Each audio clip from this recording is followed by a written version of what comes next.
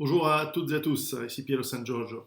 Vidéo différente que d'habitude, essayons de revenir un petit peu aux bases. Où que vous habitiez, en France, en Suisse, en Belgique, au Québec, en Allemagne, en Italie, ailleurs, vous avez des associations de consommateurs. C'est un élément fondamental d'une société libre et d'une société qui doit se régler et réglementer et se protéger des multinationales, des entreprises, etc. À mon avis, c'est une approche plus libertarienne, les associations de consommateurs sont beaucoup plus efficaces que les États, justement pour réglementer et régulariser quels sont des bons produits et services ou quels sont les mauvais produits et services. Et je vous encourage, dans cette démarche de citoyen prévoyant et qui donc veut comprendre qu'est-ce qui est bon, qu'est-ce qui n'est pas bon, de participer à ces démarches d'associations de consommateurs qui produisent des analyses, des critiques, euh, parfois très sévères et parfois positives, de produits et services qui sont disponibles sur le marché. À mon sens, ceci est beaucoup plus efficace que des réglementations d'État qui peuvent ou pas exister, car les associations de consommateurs sont créées à partir de citoyens qui peuvent avoir des compétences dont certains, évidemment, comme tous les citoyens qui ont un travail, peuvent travailler dans les industries qui produisent des produits ou dans les mêmes types de branches des industries qui produisent les produits et services que ces associations de consommateurs vont analyser, critiquer et lister en disant voilà ce qui est bon, voilà ce qui n'est pas bon. Je voudrais vous prendre comme exemple le magazine de l'association de consommateurs dans laquelle je fais partie depuis de nombreuses années. C'est en Suisse évidemment, ça s'appelle Bon à savoir, qui est une association qui publie sous forme d'abonnement, puisque nous sommes en tant que membres, nous payons un petit abonnement et une petite cotisation, voilà, qui publie un magazine tous les mois.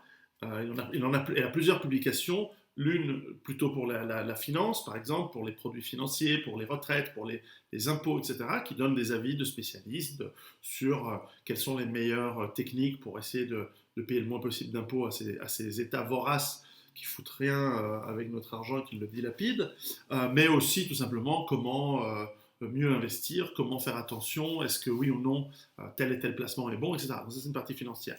Celle-ci est la partie plus prosaïque, plus produit, où on va nous parler de... J'ai une assurance juridique, d'ailleurs, qui est pas liée à eux, mais enfin, qui permet aussi de se protéger. Et voilà, donc dans ce genre de magazine, on nous apprend à éviter, par exemple, les hameçonnages sur Internet. On va aussi expliquer aux consommateurs comment ne pas se faire avoir. On publie des guides. Où que vous soyez dans votre pays, vous avez ces associations. Et bien sûr, on va me dire, mais comment se protéger de l'association de consommateurs qui va être noyautée par les lobbies? Eh bien, c'est parce qu'il y en a plusieurs et parce qu'il faut garder son sens critique et parce que nous travaillons, et ces associations travaillent pour l'intérêt commun du citoyen, de leur famille et des habitants d'un pays. Et donc, c'est très important de regarder, par exemple, au-delà des explications, il y a aussi des comparatifs. Par exemple, je sais pas, ce mois-ci, un comparatif qui m'intéresse peu parce que je ne le fais pas. Par exemple, sur les fers à repasser, on va nous expliquer que voilà, le fer à repasser Philips ou Tefal, selon des critères de tests pratiques, de qualité de repassage, confort d'utilisation, mais aussi des éléments techniques comme la fonction vapeur, exactitude de la température, répartition de la chaleur, etc., etc., sont meilleurs que, je ne sais pas, Trisa Electronics ou Electrolux, etc. Et donc, lorsque les marques qui produisent ces produits voient ce genre de comparatif, et ça c'est un exemple papier, mais vous en avez sur Internet, etc., eh bien, elles vont, parce que c'est dans l'intérêt d'une entreprise, si vous comprenez bien le fonctionnement d'une entreprise qui veut vendre des produits et services, elle a intérêt à ce que ces produits et services soient, un, rentables, sinon elle ne le ferait pas, mais ça c'est logique, et surtout, deux, ils se vendent. Et si tout le monde dit votre produit est nul, ils vont être obligés de les améliorer, euh, sinon ils ne les vendraient pas. Et bien sûr, ils vont le faire dans le cadre de leur profit, et s'ils n'arrivent pas à avoir un bon produit euh, sans faire de profit, ils vont faire faillite. Et donc, la destruction créative va arriver, c'est-à-dire qu'une entreprise qui n'est pas capable de se vendre va mourir et va disparaître, et remplacée par une autre, ce qui est une chose positive, notamment pour des produits peut-être non stratégiques qui sont remplaçables. Donc l'innovation, généralement, produit ce genre de produits. Là, il y avait d'ailleurs un article qui était intéressant, puisque on peut toucher à tous les sujets, mais ici, voilà, un comparatif sur les gourdes. Les gourdes qui sont, comme vous le savez, pour qui fait du camping, qui fait du trekking, et aussi pour qui est dans la démarche de préparation, un des objets que l'on a massivement. Des gourdes, je peux en avoir 50 facilement, entre la ferme, entre les sacs d'évacuation, entre différents endroits stratégiquement où j'ai mis des gourdes, avec des filtres, des purificateurs, etc., etc. Enfin, la bonne gourde est un élément important. Donc j'étais intéressé de voir ce genre d'article qui nous parle de l'étanchéité, qui nous parle du prix, évidemment, on compare les prix, on compare en l'occurrence la contenance, la facilité à la nettoyer, la solidité, l'étanchéité et évidemment l'odeur, parce que beaucoup de ces gourdes sont faites en plastique, et donc il y a aussi un élément de toxicité et d'odeur.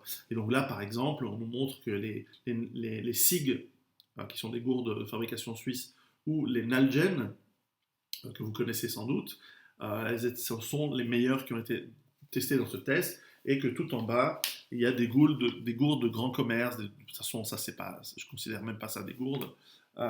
Squeezie, Isostar, bon, voilà, c'est des gourdes qui sont amenées par des marques de produits de boissons sportives.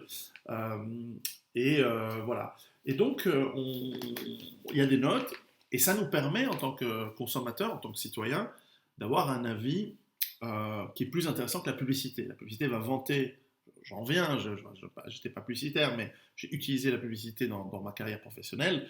Vous n'allez jamais dire, voilà, notre produit, il est génial, mais il a ce défaut et ce défaut. Vous allez attaquer, vous allez toucher l'émotionnel, il y a plein de techniques en publicité pour faire vendre, mais ça ne dit pas la vérité d'un produit ou d'un service. Donc, ces publications internet ou papier